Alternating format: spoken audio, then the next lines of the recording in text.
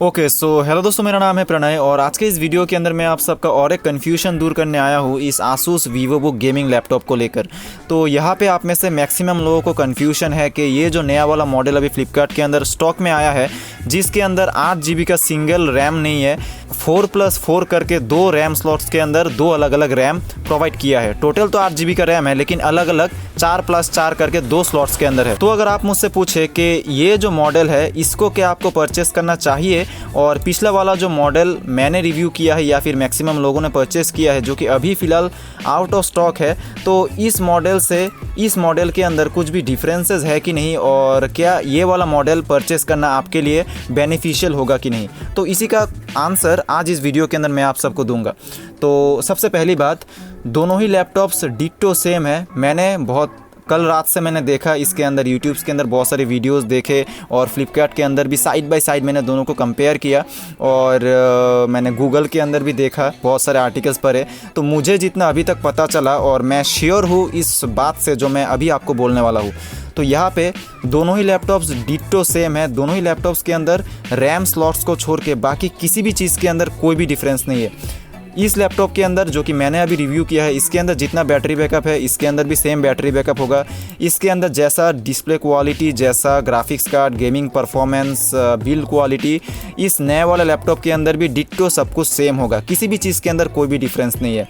और अगर आपको विश्वास नहीं है तो आप जो डिटेल्स है वहाँ पे जाके और अंदर से देख सकते हैं। इसके अंदर 1650 का ग्राफिक्स कार्ड, उसके अंदर भी 1650, और इसके अंदर जो मोस्ट इम्पोर्टेंटली 150 वाट का AC अडाप्टर था 3 सेल बैटरी के साथ। तो पिछले वाले मॉडल के अंदर भी 150 वाट के AC अडाप्टर 3 सेल बैटरी के साथ था। और यहाँ पे जो ग्राफिक्स मेमोरी वगैरह है वो भी GDDR5 4 GB, और आप देख सकते हैं यहाँ पे Intel i5 8th Gen 512 GB 8 GB DDR4 RAM 8300H। तो ये सब आप देख सकते हैं। जो इवन जो क्लॉक स्पीड है वो भी एकदम डिट्टो सेम है, 2.3 GHz with turbo boost up to 4 GHz। तो अगर नए वाले के अंदर मैं जाऊँ तो i5 8th Gen 512 GB 8 GB DDR4 RAM और 8300H वाला इसके अंदर भी प्रोसेसर वेरिएंट है, और 2.3 GHz with turbo boost up to 4 GHz। तो डिट्टो सब कुछ सेम है। कैशे वगैरह भी 8 MB का है, और ऑब्वियसली जो ग्राफिक्स कार्ड है वो भी दोनों ही लैपटॉप्स के अंदर सेम है। तो आई होप कि इस पैक शीट को देख के फ्लिपकार्ट के अंदर आपको एक आइडिया हो चुका होगा और आपके दिल को एक शांति मिल चुकी होगी कि दोनों लैपटॉप्स डिट्टो सेम है, बस रैम स्लॉट को छोड़ के। तो अभी मैं बोलता हूँ कि रैम स्लॉट का क्या चक्कर है, और इसके अंदर 4+4 के 2 रैम स्लॉट्स मिलने से आपको क्या एडवांटेजेस मिल जाएंगे और क्या डिसएडवांटेज देखने को मिल जाएंगे। तो यहाँ पे एक एडवांटेज है, एक डिसएडवांटेज है। तो सबसे पहली बात, आप फ्लिपकार्ट के अंदर देख सकते हैं कि क्लियरली मेंशन्ड है कि सब कुछ बाकी सेम है, लेकिन यहाँ पे 8 GB 4x2 करके 2 रैम स्लॉट्स है जो कि एक्सपांडेबल है up to 12 GB using 1x100 DIMM slot. और जो ये वाला लैपटॉप का स्पेक शीट है जो कि पिछले वाला मॉडल है, उसके अंदर आप देख सकते हैं 8 GB DDR4 onboard RAM upgradable up to 16 GB using 1x100 DIMM slot. मतलब अपग्रेड करने का स्टाइल सेम होगा मोर और लेस, लेकिन अपग्रेड करने का जो साइज़ है वो आपको कम मिलेगा नए लैपटॉप के अंदर। तो ये एक डिसएडवांटेज है। तो अगर आप इस नए वाले मॉडल के अंदर रैम को अप टू 16 GB एक्सपांड करना चाहते हैं तो यहाँ पे आपको ऐसा ऑप्शन नहीं मिलता। आप बस 12 GB तक ही एक्सपांड कर सकते हैं। जो 4 GB का 2 स्लॉट है उसके अंदर आप 4 GB के एक स्लॉट के ऊपर और एक 4 GB ऐड करके टोटल आप 12 GB का रैम इसके अंदर यूज़ कर सकते हैं। लेकिन इसके अंदर आप क्या कर सकते थे कि 8 GB का जो रैम है उसके ऊपर और एक 8 GB का ऐड करके टोटल 16 GB का जो रैम है वो यूज़ कर सकते थे। और एक एडवांटेज भी है इस लैपटॉप के अंदर, ऐसा नहीं है कि सब कुछ डिसएडवांटेज ही है।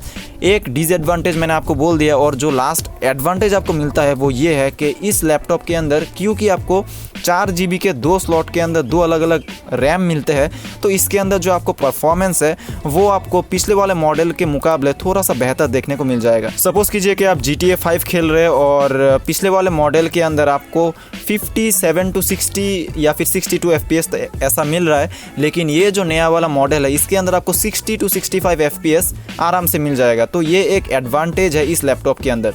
तो अभी कंक्लूशन क्या है और क्या आपको ये परचेस करना चाहिए कि नहीं, तो मैं बस इतना ही बोलूँगा कि अगर आपको रैम ज़्यादा एक्सपांड करने की ज़रूरत नहीं है, यानी कि आप मैक्सिमम 12 GB तक एक्सपांड करके खुश है तो आपके लिए ये लैपटॉप एकदम परफेक्ट होगा और बाकी सब कुछ के लिए आपको टेंशन लेने की ज़रूरत नहीं है। 12 GB का RAM is more than enough और यहाँ पे क्योंकि अलग अलग 2 रैम स्लॉट है 4 GB करके, तो आपको इसके अंदर एक बेहतर परफॉर्मेंस देखने को मिल जाएगा। और जहाँ तक बात है इस लैपटॉप की, तो इसके अंदर 16 GB तक आप एक्सपांड कर सकते थे, लेकिन क्योंकि 8 GB का सिंगल रैम स्लॉट था तो इसके अंदर इस नए वाले मॉडल के मुकाबले थोड़ा सा परफॉर्मेंस कम मिल जाता था। तो और वैसे इतना कुछ डिफरेंस नहीं है, मोर और लेस जो दोनों लैपटॉप का परफॉर्मेंस है वो डिट्टो सेम ही रहेंगे। सो बस दोस्तों आज के इस वीडियो के अंदर इतना ही था। आई होप कि आपको समझ में आ चुका होगा कि दोनों लैपटॉप्स के अंदर मेजर कोई डिफरेंस नहीं है और इनफैक्ट जो नया वाला मॉडल है वो एक्चुअली बेहतर है और आप इसको परचेस कर सकते हैं, मैं आपको रिकमेंड करूँगा। So thank you for watching this video guys and मिलता हूँ मैं आप सबसे अगले वीडियो में।